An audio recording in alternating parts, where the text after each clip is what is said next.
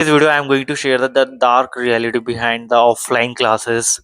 हमेशा ऑनलाइन वालों को फील होता है हम ऑफलाइन क्लास जाते हैं तो हम हमें ऑनलाइन वालों को हमेशा लगता है हम ऑनलाइन क्लास कर रहे हैं तो हम पीछे ना रह जाए, हमें लेफ्ट आउट फील होता है।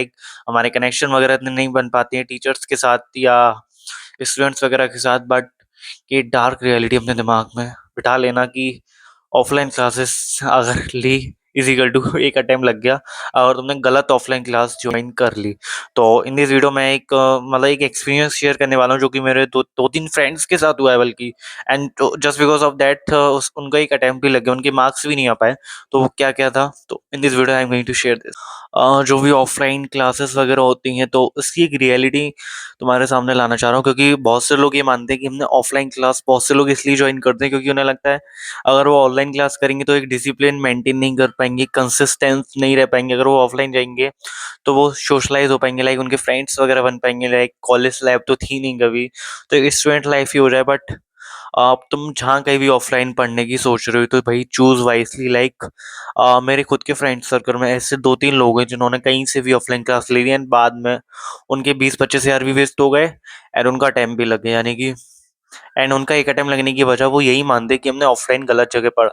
तो ऑफलाइन क्लास सेलेक्ट करते टाइम अगर तुम सबसे पहले ऑफलाइन क्लास ले रहे हो तो पहले वहाँ पे ये चीज़ देखो वहाँ पे कितने टीचर्स हैं।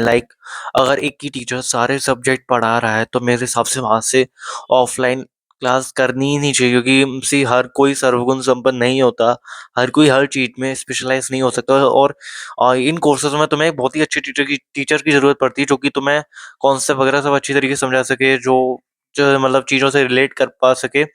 तो एक दो ऐसी क्लासेस हैं जहाँ पे मतलब एक ही टीचर होते हैं, एक दो ही टीचर होते हैं जो कि पूरा सीएस एग्जीक्यूटिव पढ़ा देते हैं। मुझे जब मेरे फ्रेंड ने बताया तो मैं खुद कंफ्यूज हो गया। मैंने कहा ये कैसे हो सकता है यार कि एक ही टीचर पूरा सीएस एग्जीक्यूटिव के सातों सब्जेक्ट पढ़ा दे। कह रहा कि भाई अब हमसे गलती हो गई, हमारे 20-25 हजार भी चले गए। एंड कभी कभी पता है वहाँ पे क्या होता था वहाँ पे तो मैं एक ही दिन में मान लो सिलेबस, जब सिलेबस लास्ट मोमेंट पे आता है ना, हर एक को सिलेबस जल्दी खत्म करने की होती है। तो वहाँ पे सीरियसली मतलब क्या ही बताऊं कि मान लो ईसीआईपीएल है तो सुबह के 6 बजे से रात के 8 बजे तक ईसीआईपीएल ही चल रहा है। एक ही सब्जेक्ट पूरे दिन चल रहा है एंड तुम ये बताओ तुम कितना ही ऑब्जर्व कर पाओगे, कितना ही एब्जॉर्व कर पाओगे अपने माइंड में, कितना ही रिटेन कर पाओगे। क्या तुम वो जो पढ़ा है इतना सारा उसे तुम घर आके रिवाइज कर सकते हो? बिल्कुल नहीं कर सकते। पॉसिबल ही नहीं है किसी भी एंगल से कि एक ही दिन में तुम्हारे 4 5 6 चैप्टर हुए जा रहे हैं कि सब्जेक्ट के, तो तुम वो कैसे कर पाओगे? तो ये भाई अलग ही था ये ऑफलाइन क्लासेस का एक सीन।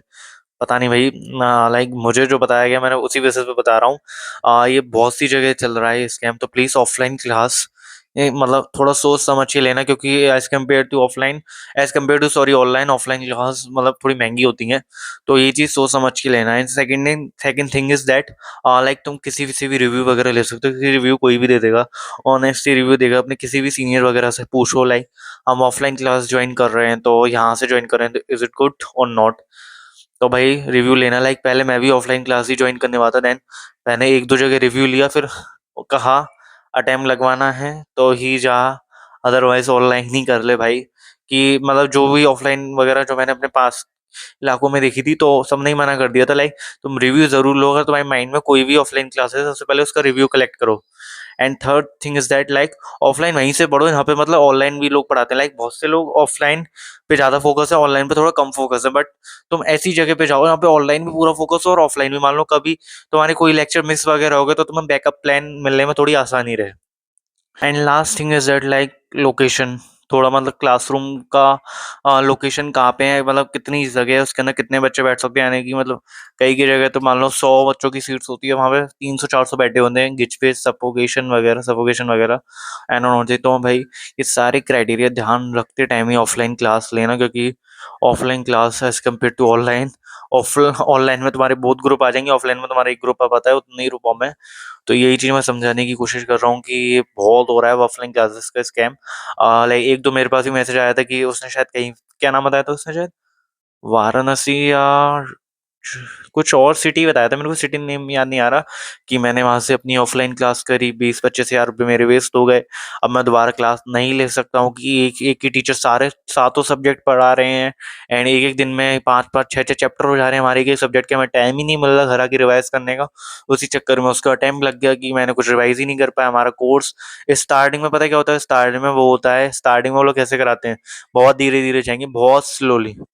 क्योंकि वो वेट करते हैं कब बच्चे आए, कब हमारी सीट्स वगैरह फुल हो जाएं, उसके बाद हम ट्रैक पे ले जाएंगे।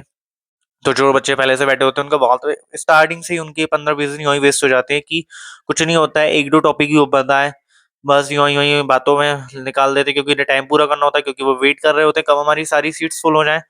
एंड भाई तो ये सारे मैंने कहा अच्छा है, मैंने हम ऑफलाइन क्लास कहीं से भी कर रहे हो तो ये सारी चीजें ध्यान में रखना अपने, तभी ऑफलाइन क्लास के लिए कहीं भी एनरोल होना, अदरवाइज नहीं होना। अगर तुम समझ जाओ, पहले रिव्यू तो जरूर ले लेना, हर कोई रिव्यू दे देता है, मैं अगेन कह रहा हूँ रिव्यू जरूर करेक्ट कर लेना, तभी ऑफलाइन क्लास की तरफ